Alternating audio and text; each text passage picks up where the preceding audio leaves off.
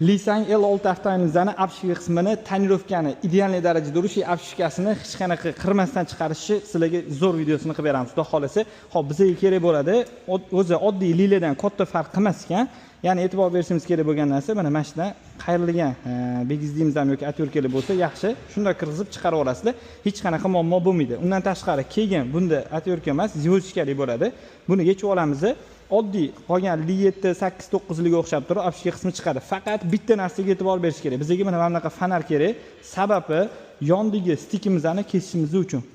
Stikimizga e'tibor beradigan bo'lsanglar, oddiy lilanikidan farq qiladi. Hozirgi paytdagi Lucid yoki i6 mana shu lidagi avtomobillarimizni oynasidan tashqari chetida qora liniyasi bor.